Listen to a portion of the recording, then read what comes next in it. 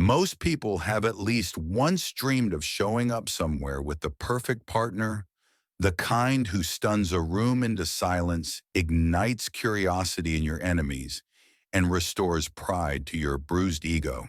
For Ryan Hayes, this fantasy wasn't about love or longing, it was about revenge. And not the dramatic kind you see in thrillers, but something more subtle, a social game where jealousy was the prize. Ryan was a sharp, successful marketing director working in Los Angeles. He had charm, money, and a suit for every occasion, but for all his swagger and business emotionally, he was in shambles. Just 3 months ago, his girlfriend Jessica Monroe had left him, not because of a fight or incompatibility, but for someone wealthier, a real estate mogul, nearly a decade older. It wasn't heartbreak that fueled Ryan's next move, but humiliation. He wasn't just dumped, he was outclassed. And then, like a spark catching dry grass, he got an idea. He wouldn't just attend his friend Michael's upcoming wedding. He would arrive with a woman so interesting, so unexpectedly captivating, that Jessica would be forced to question everything. But here's the twist: Ryan didn't want someone prettier or flashier. That would be too predictable. He needed contrast. He wanted real over artificial intellect, over beauty substance, over glamour. That's when Maya Rodriguez came to mind. Maya wasn't a celebrity or even someone Ryan had ever met in person. She was a remote freelance assistant, one of the best his company had hired for campaign research. Their only interactions were via email and the occasional glitchy video call. But she stood out. She was quick, thoughtful, reliable, and unlike anyone in Ryan's circle.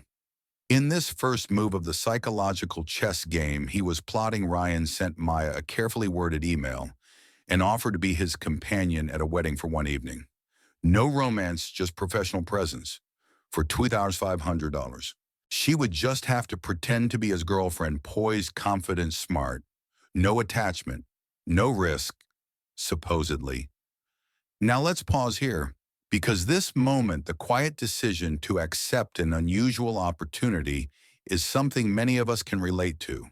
Whether it's accepting a job we're unsure of or stepping into a social situation that feels out of place, we've all faced a crossroads where practicality meets curiosity. Maya wasn't desperate, but she was ambitious. She had been eyeing a high-level course in agile project management, a career move that could change everything. But it wasn't cheap, and Ryan's offer. It was just enough to fund it. So she said yes. They met for the first time in a coffee shop the day before the wedding. Ryan expected someone plain, quiet, professional. What he got was a pleasant surprise. Maya's appearance was understated but elegant. She had poise and a kind of intelligent confidence that didn't need glitter or glam. Dressed simply with her brown hair softly cascading and a calm smile on her lips, Maya brought the kind of grace that couldn't be bought, the kind that Jessica never had. As they rehearsed the story, they would tell how they met at a tech talk, how they bonded over marketing insights. Maya surprised Ryan again. She wasn't overwhelmed by the absurdity of it all. She treated the plan like a brand launch. "I'm the product," she said with a grin, "and your target audience is one very specific ex-girlfriend." It wasn't just clever, it was strategic. The next day, under the warm Malibu sun, Ryan and Maya arrived at the Azure Point Villa, a place so luxurious it felt like a movie set. The wedding was filled with Los Angeles elites, and as they entered, arm in arm, all eyes turned toward them. Maya's navy cocktail dress was simple, but fit her like it had been tailored by fate. She wore light makeup, soft waves in her hair, and just enough mystery in her smile to keep people intrigued. Jessica was there, of course. Draped in red diamonds flashing like warning lights, she spotted Ryan immediately. But it was Maya who caught her off guard. She wasn't another trophy. She didn't try to outshine. Instead, she made people lean in and listen.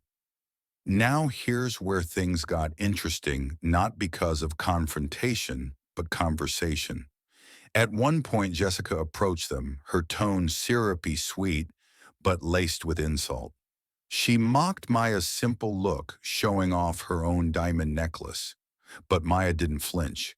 She calmly complimented the cut of the diamond accurately, knowledgeably, with a touch of admiration that subtly outclassed Jessica without aggression. It was like watching a verbal judo match. Jessica tried to jab. Maya deflected and turned it into a compliment that landed harder than any insult could. Even Jessica's new fiancé, Harrison, looked a little surprised and impressed. And Ryan, he was watching stunned as Maya elevated the entire event without breaking a sweat. For the first time in months, he wasn't focused on getting back at Jessica. He was just present, enjoying Maya's company, her insights, her grace under pressure. Throughout the night, they talked about books, ideas, the things that move them.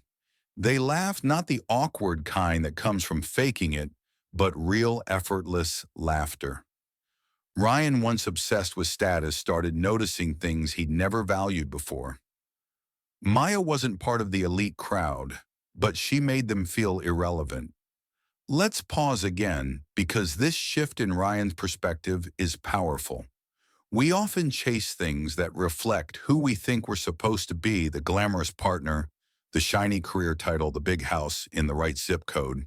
But fulfillment often sneaks in when we least expect it, in the quiet elegance of someone who sees the world differently, who challenges our assumptions and shows us there's more.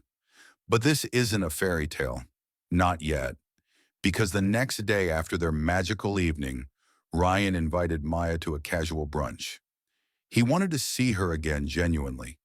But things took a turn when his friend Liam, unaware of the change in Ryan's heart, joked about how the plan worked too well. He called Maya the perfect tool to make Jessica jealous. Maya heard every word. Subscribe our channel for more powerful stories about love, self-growth, and human connection, and turn on the bell so you don't miss the next emotional journey. Silence hit the table like a slap. Maya didn't say a word at first. She simply stared at Ryan, her eyes once filled with warmth and curiosity, now wide with disbelief and something deeper: disappointment. Liam, still chuckling, hadn't yet realized the damage. But Ryan knew. The second their eyes met, he knew. Maya, wait. Ryan started reaching across the table, but she leaned back as if even his presence now felt artificial. You planned this the whole time. Her voice trembled, not with weakness, but restraint. You let me believe that it was real. Ryan opened his mouth, but what could he say? That he hadn't meant to fall for her, that it had started as a game, but ended up as something more. The words that once came so easily now escaped him. They weren't enough. They never would be. I thought I was part of something new, Maya whispered. Not someone's strategy. She stood up, brushing away the napkin in her lap with grace and dignity, even as her voice cracked. You're not the only one who's been underestimated in a room full of people. But I expected better from you, Ryan. I really did. And then, just like that, she walked out, leaving behind the untouched coffee, the awkward tension, and a man who had finally realized the price of playing with people's hearts. Now, here's something important: vulnerability. It's one of the most powerful and terrifying parts of human connection. Ryan had spent so much time crafting appearances that he never learned how to be vulnerable. He knew how to pitch a product, lead a campaign, outmaneuver competitors. But when it came to feelings, real, raw, unfiltered emotions, he was a novice. And that failure cost him someone extraordinary. The following days weren't dramatic. No thunderstorm, no Hollywood-style chase through the airport. Just silence. Maya didn't return his messages. She didn't respond to the sunflowers, her favorite, or the handwritten notes he sent. But here's where Ryan did something different. He didn't give up, but he didn't beg either. He reflected. For the first time in his adult life, Ryan Hayes sat with his guilt and regret, and didn't try to rebrand it as something more palatable. He went to the same cafes Maya liked, hoping for a chance to say sorry in person. He mailed her books by authors she had casually mentioned over dinner. He even signed up for a creative writing workshop, something she'd once told him changed the way she looked at the world. That's the thing about remorse. When it's genuine, it doesn't always come with an audience. It happens in the quiet, in the effort, in the long nights of introspection. It's what you do when no one is clapping. Weeks passed. Then one afternoon, as he was leaving the bookstore, where he'd been attending his writing class, he saw her. Maya standing in front of a mural of sunflowers painted across a brick wall, the late afternoon light glowing behind her. She didn't look angry, just distant, protective. Ryan approached cautiously, unsure whether to speak or just appreciate the fact that she was still here. "I read your letter," she said first. Her voice wasn't cold, but it wasn't warm either. "I meant every word," Ryan replied softly. "And I know that may not mean much anymore." She looked at him, her eyes searching for truth. "Then tell me something honest. No spin, no angle." He took a deep breath. "I was an idiot," he said. "I used you, yes. I had this dumb, childish idea that if I could make Jessica jealous, I would win. But what I got instead was a mirror. You showed me how empty my idea of success had become. And somewhere between the act and the conversations and your god-awful but charming sunflower earrings, I stopped caring about Jessica. I just wanted to make you laugh." Maya didn't smile, but she didn't walk away either. "I won't promise I'm fixed," he added, "but I'll do the work, if you let me." And that's when something shifted. See, healing doesn't always look like forgiveness. Sometimes it looks like curiosity. Like, is it safe to trust this person again? Have they grown or just learned to say the right things? Maya didn't answer that day, not with words. But 2 weeks later, Ryan received a simple email. No emojis, no best regards. Just one line. "If you're free this Friday, there's a documentary screening on urban farming at the community center. Thought it might be your style now?" He couldn't help but grin. From there, they didn't dive headfirst back into romance. They took walks, shared coffee, attended volunteer events together. Ryan listened more than he spoke, and when he did speak, it was unpolished but honest. He learned about Maya's past, the years she spent juggling multiple jobs, taking care of her sick grandmother, building her business brick by brick, while people called her just an assistant. He learned about her love for quiet mornings, her obsession with ocean documentaries, and how she once spent 3 weeks designing a logo for a nonprofit for free just because she believed in their mission. And Maya learned something too, that even people with privilege and polish can grow. That remorse, when backed by action, can lead to redemption, and that love doesn't always arrive in the form of a perfect man. Sometimes it arrives in the form of a man trying really hard to be better. 1 year after the infamous wedding, Ryan took Maya back to the Azure Point Villa. But this time there were no games, no audience, just them. They walked along the cliffside as the sun dipped low. And just when Maya turned to admire the view, Ryan got down on one knee and held out a delicate silver ring, not flashy, but quietly stunning. At its center was a moonstone, teardrop-shaped, glowing softly in the golden light. "Maya Rodriguez," he said, his voice steady but emotional. "A year ago, I brought you here under false pretenses. I used you, and I will regret that for the rest of my life. But since then, you become the most important person in my world. Not because you fit some fantasy, but because you challenge me to become someone I could be proud of." He swallowed hard. "I don't want another performance. I want the truth. The late-night talks, the silent moments, the growth. Will you be my wife for real with all my flaws and all my heart?" Maya stood there, eyes wide, tears sliding down her cheeks, not from pain, but from the overwhelming realization that this man, once arrogant and careless, had truly changed. Slowly, reluctantly, but completely. She nodded. And in that quiet corner of Malibu, under a sky now streaked with lavender and gold, they kissed not as actors in a game, but as two people who had come full circle. Not every love story begins in truth. Some begin in performance, in pretense, in deeply flawed motives. But what defines a relationship isn't how it starts, it's how it evolves. What choices are made when no one is watching? What apologies are offered when there's nothing to gain? And most of all, what kind of person do you become when love finally demands more than charm or clever words? Ryan didn't just fall in love with Maya. He learned to love differently, to love with accountability. Their engagement wasn't announced with press releases or grand parties. There were no designer gowns or celebrity endorsements.